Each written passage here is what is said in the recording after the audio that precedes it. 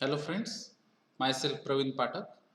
I am head of Advanced Diploma in Industrial Safety and lecturer in Chemical Engineering Department at KK Polytechnic, Nasik. So today we are going to discuss about the management subject. Under this, we are going to discuss the course outcome, that is use principles of directing and controlling for implementing the plans. Under this course outcome, the unit outcome is describe the managerial control action and remedial measures required. So in this presentation, the contents are managerial control, importance of controlling, understanding team, and links between various departments in respective of process and quality standards. So let us discuss one by one. So what are the steps involved in the managerial control?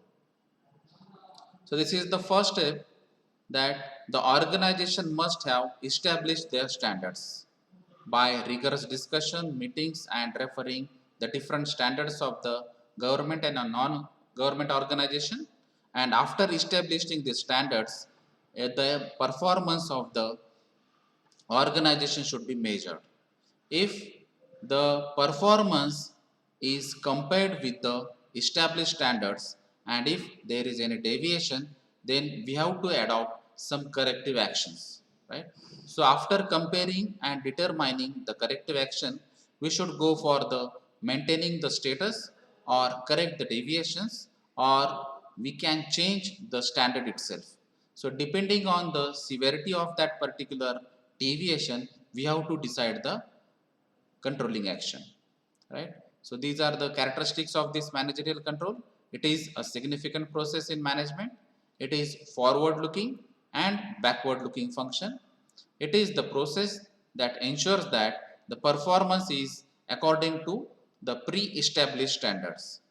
The main objective is to find out the mistakes so that they may be corrected and prevented from recurring.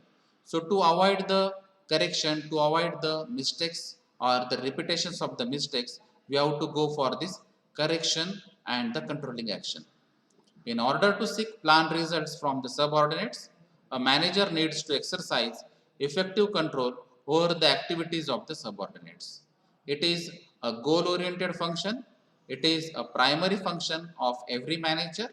It finds out an actual performance deviates from the standards, analyze the cause of such deviations, and attempts to take the corrective actions. So these are the different characteristics of the managerial control. Now let us looking at the different benefits of this controlling. So these are the different benefits, like accomplishing organizational goals. So this controlling function measures the progress towards the organizational goals. So by measuring this progress, we can understand is there any deviation in the standard prescribed by the organization, and if it is any deviation, then we have to go for the corrective action. If the deviation is negligible, then no corrective action is needed. It also guides the organization and keeps it on the right track so that the organizational goals might be achieved within time with great efficiency. Then second benefit is judging accuracy of standard.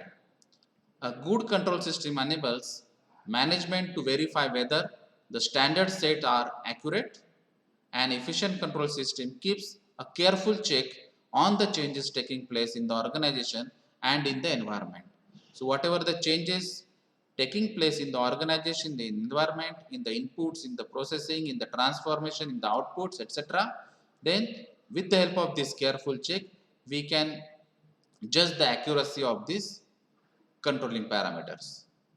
Then third benefit is making useful uses of resources. So we can reduce the wastage and spoilage of the resources due to this controlling method. We can use the resources in most effective and efficient manner to perform the activities according to predetermined standards and norms. So if you reduce the wastage or spoilage, if you use the effective and efficient resources in the predetermined standard formats, then obviously the cost will going to reduce. Then fourth benefit is improving the employee motivation.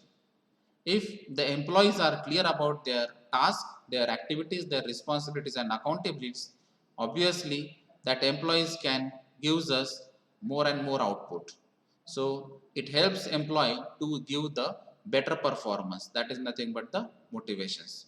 So these are the some benefits due to this controlling. Now we have to understand what is team and the understanding team. So most of the activities in the organization are nothing but the teamwork.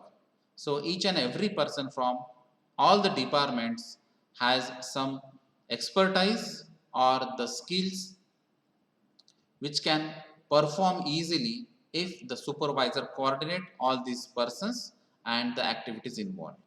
So to control the activities of the team, assign the work to team, train the team members, utilize the team member effectively, and if avoid the conflict among the team members, then we can understand the importance of this team. So we have to complete or we have to achieve the organizational goals, and for that goal we have to control all these activities of team with the help of these characteristics. Now there should be a coordination between the different departments like maintenance, quality, store, HR, sales, marketing, etc. Because we have to avoid the machine breakdown, we have to avoid the delay in material receiving, inventory or the quality related problems of finished product, etc. So to avoid all these unnecessary actions or the advert actions, we have to maintain the coordination between these departments. So what exactly this department does? So the maintenance department avoid machine breakdown time, routine machine overhauling, intimate about the breakdown. The quality control department communicate quality issues and restrict the errors in the job. Then store department requisite the material for production, communicate the quality of material to all department and keep recording of all the type of material like raw material, finished product or intermediates. Then marketing department collect the all information regarding these materials, and that is nothing but the market survey. This also communicate the available resources to marketing department and provide information of new products. Then HR department requisites of human requirement, provide the employee information, communicate HR related issues, resolve the issues regarding the human resources. Then design and development department provide the information about available resources on the shop floor, coordinate design related issues, train the employee for new development of product.